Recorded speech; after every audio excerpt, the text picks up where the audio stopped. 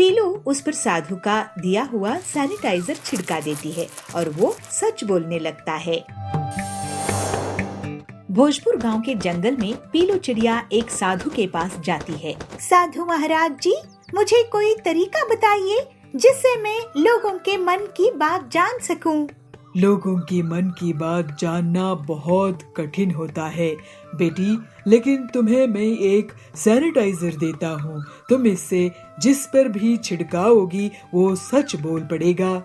अभी teachers day आने वाला है, मैं इससे बच्चों के मन की बात जान सकूंगी और उन्हें एक बेहतर स्टूडेंट बना दूंगी। ठीक है बेटी। अगले दिन फिर पीलू स्कूल जाती है और क्लासरूम में आती है। बंटी, तुमने होमवर्क क्यों नहीं किया है? ओ ना मैडम जी, टीचर्स डे की तैयारी कर रहा था तो टाइम कैसे निकला पता ही नहीं चला। पीलू उस पर साधु का दिया हुआ सैनिटाइजर छिड़का देती है और वो सच बोलने लगता है। मैडम जी, मैं सो रहा था, मोबाइल में गेम खेल रहा था, होमवर्क करने का मन नहीं था और टीचर्स डे कब है मुझे पता ही नहीं। अब बोले ना असली बात। बंटी को पनिशमेंट मिलती है। कालू ये सब देखकर सोचता है, मैं ये सैनिटाइजर चुरा लूंगा। कालू पीलू के बैग से चुपचाप सैनिटाइजर चुरा लेता है। फिर वो मजे लेने लगता है। वाह भाई साहब, आपके बेटे को तो बहुत अच्छी नौकरी लगी है। कालू उस पर सैनिटाइजर छिड़का देता है। मेरा बेटा आपके बेटे से ज्यादा टैलेंटेड है। आपका बेटा रिश्वत देकर नौकरी में लगा है। अरे क्या बकवास कर रही हो? और कालू हंसता है। शाम में कालू पीलू और उसके पति जाबाज के घर के पास जाते हैं। क्यों जाबाज जी, आज भी आप घर लेट आए हो? कहाँ थे? वह एक दोस्त से मिलने अस्पताल गया था। कालू उस पर सैनिटाइजर छिड़का देता है। अरे मैं कोई अस्पताल नहीं गया था। तुम टीचर हो ना, तो तुम्हारी डांट से डर लगता है तो थोड़ा झूठ बोल दिया। मैं तो बार में गया था। हाँ, अभी मजाक चकाती हूँ तुमको। जाबाज की झाड़ू से पिटाई हो जाती है। ये देखकर कालू बहुत ही खुश होता है। तभी पीलू उससे सैनिटाइजर छीन लेती है और कालू को डांट लगती है। कालू, ये तुम स्टूडेंट्स के भले के लिए था, तुम्हारी मस्ती के लिए नहीं। अब तुम टीचर्स डे में 5 ऐसे लिख कर लाओगे। अगर कोई बहाना बनाए तो याद रखना, मेरे पास ये सच उगलने वाला सैनिटाइजर है। जी जी मैडम। ये सुनकर कालू वहाँ से भाग गया। अरे पीलू, ये साधु का दिया सैनिटाइजर इतना असरदार है, ये तुम इससे कड़क की मदद क्यों नहीं करती? सुना है वो एक बहुत बड़े चोर को पकड़कर लाया है, लेकिन वो पैसा कहाँ छुपाया है ये नहीं बता रहा है। मेरा भाई इंस्पेक्टर कड़क की भी मैं इसी सैनिटाइजर से मदद करती हूँ। फिर पीलू कड़क के पास पुलिस स्टेशन जाती है। कड़क भाई, ये सैनिटाइजर लो और इस चोर पर छिड़का दो। पीलू के कहने पर कड़क वैसा ही करता है और चोर पूरा सच उगल देता है। फिर सभी बच्चे पीलू को टीचर्स डे पर बहुत सम्मान देते हैं। कालू उस पर 5 ऐसे पूरी ईमानदारी से लिख कर लाता है और सरकार भी पीलू को टीचर्स डे के दिन चोर से पैसा निकलवाने के लिए इनाम देती है। इस तरह से पीलू एक अच्छी टीचर होकर सभी स्टूडेंट्स का जीवन सुधारने में कामयाब होती है। पीलू चिड़िया को बचपन से ही खाना बनाने का बहुत शौक था। उसके पिताजी लोहे के औजार बनाने का काम करते थे। उसकी माँ सुंदरी उन औजारों को जंगल में बेच कर आती थी। पीलू चिड़िया उन दोनों की गोद ली हुई बेटी थी और वे लोग एक पेड़ की डाल में साथ साथ रहते थे। अरे पीलू, तूने सुबह से कुछ बनाई है कि नहीं? भूख से पेट जोर जोर से दुख रहा है।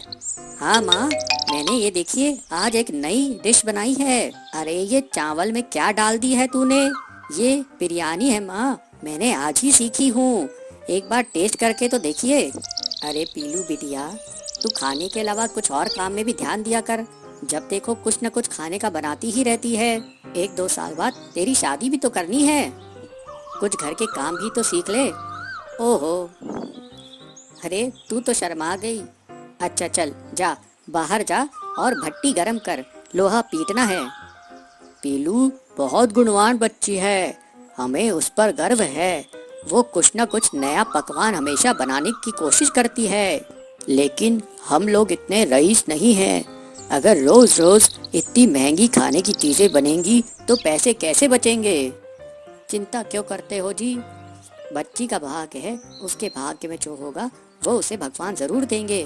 मेरे बस की बात होती तो उसे 10वीं कराकर घर में नहीं बैठाता और आगे पढ़ाता।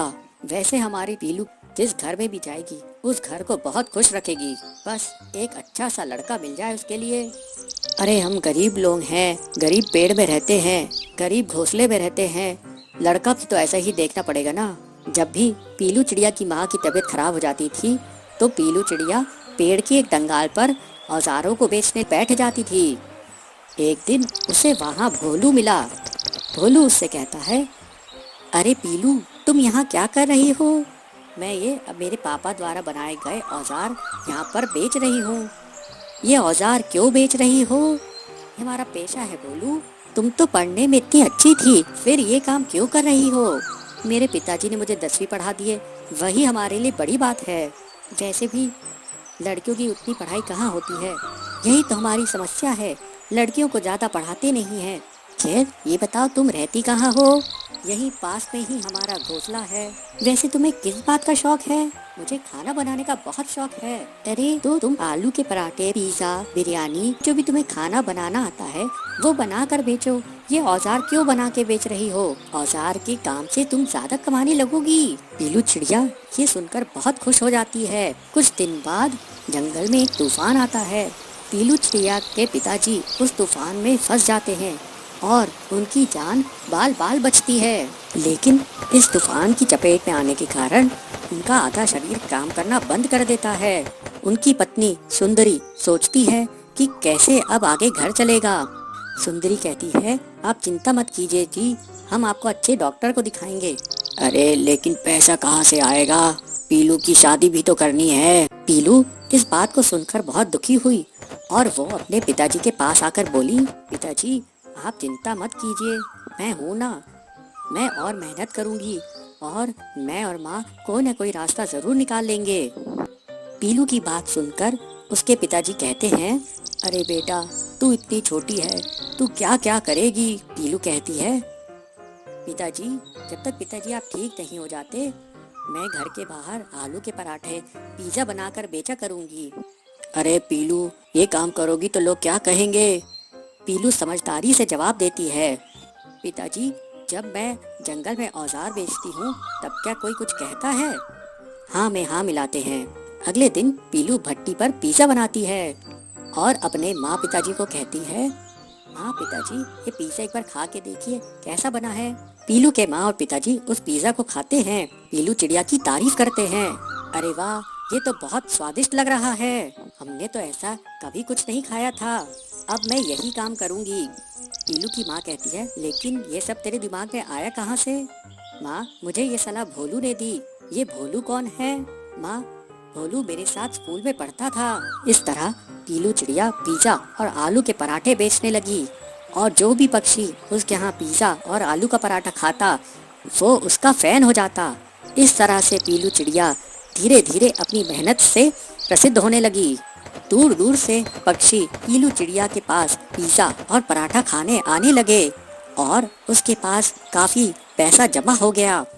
फिर एक दिन पीलू चिड़िया अपने पिताजी को लेकर बड़े डॉक्टर के पास जाती है। डॉक्टर कहता है, इनका इलाज तो हो जाएगा लेकिन बहुत खर्चा आएगा, महंगी दवाइयाँ लगेंगी। कोई बात नहीं डॉक्टर जी, जितना भी पैसा लगे आप मेरे पिताजी को ठीक कर दीजिए। वाह पीलू तेरे खाने से तो हमारी किस्मत ही बदल गई, अब तू और अब बड़ी दुकान खोल। जैसे जैसे पीलू की आमदनी बढ़ने लगी पीलू और उसके परिवार का रहन सहन भी बदल गया। पीलू अब एक नए घोंसले में रहती थी। एक दिन भोलू उससे मिलने आता है। भोलू को पीलू का परिवार पसंद करता है और इस तरह से पीलू और भोलू की शादी हो जाती है। अचानक से खेत में सोने के आलू उग जाते हैं। बंसीपुर गांव में बबलू कबूतर अपनी पत्नी पीलू चिड़िया के साथ रहता था। बबलू बहुत ही मेहनती था। वो साल भर मेहनत करके किसानी करता था। अपनी फसल बेचकर अपना घर चलाता था। पीलू, इस बार मैंने आलू की फसल बोई है और खाद और सिंचाई का भी खास ख्याल रखा है। तुम देखना, इस बार बहुत बढ़िया फसल होगी। भगवान करे ऐसा ही हो, नहीं तो अगर पिछले बार की तरह हमारी फसल बर्बाद हो गई तो हम जीने लायक नहीं बनेंगे। हमारे ऊपर वैसे ही बहुत उधार है। पीलू के घर के पास ही सुंदरी रहती थी। वो पीलू की गरीबी का मजा लेती थी। एक दिन सुंदरी कहती है, पीलू बहन, बबलू भाई, ये मैं क्या सुन रही हूँ? आप लोगों के ऊपर इतना उधार है। ऐसा करो पीलू बहन, मेरे घर आज कुछ मेहमान आने वाले हैं।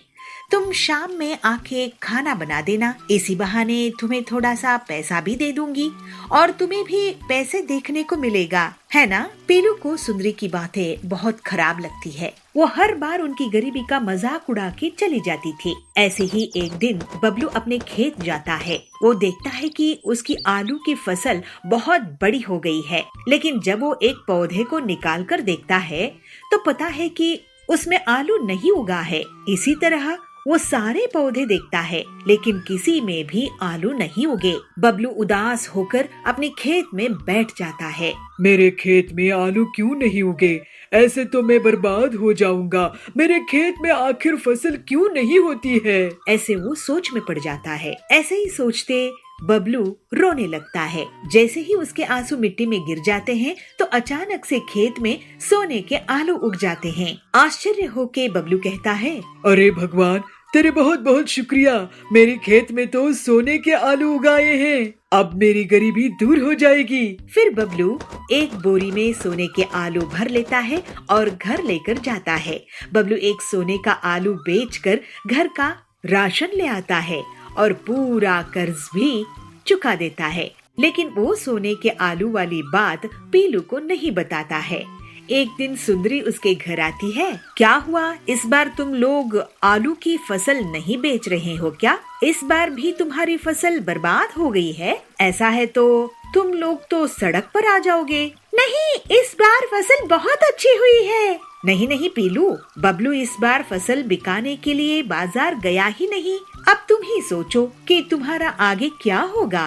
बबलू जब घर लौटता है तो पीलू उससे पूछती है, बबलू जी, पड़ोसन कह रही थी कि आप इस बार शहर के जंगल में आलू बेचने के लिए नहीं गए थे।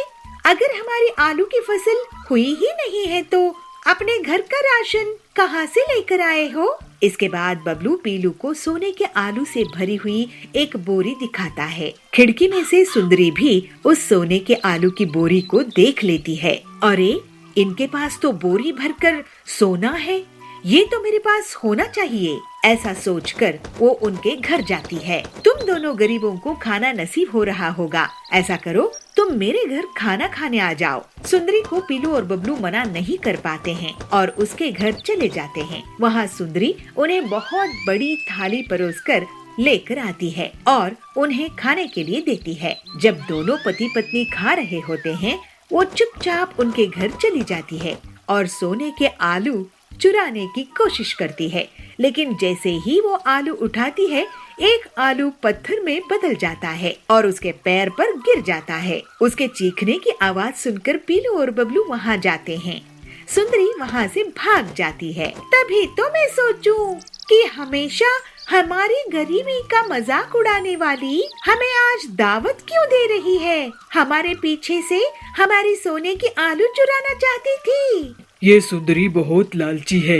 इसके पास सब कुछ है, लेकिन ये लालच करना नहीं छोड़ती है। इसी वजह से ये आलू पत्थर में बदल गया था। हाँ बबलू जी, आप सही कह रहे हो, लेकिन ये आलू जब तक हमारे घर में रहेंगे, ये हमारे लिए मुसीबत के बीज बन जाएंगे। चलिए इन्हें खेत में गाड़ कर छुपा देते हैं। फिर दोनों पति पत्नी खेत में सोने के आलू छुपा देते हैं। बंटी बहुत मेहनती और ईमानदार था।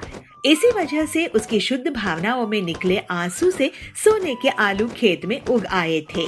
वहीं दूसरी तरफ सुंदरी का मन काला था। इसी वजह से उसके छूते ही सोने के आलू पत्थर में बदल गए। अब बबलू और पीलू की गरीबी दूर हो गई थी और वो दोनों खुशी खुशी रहने लगे।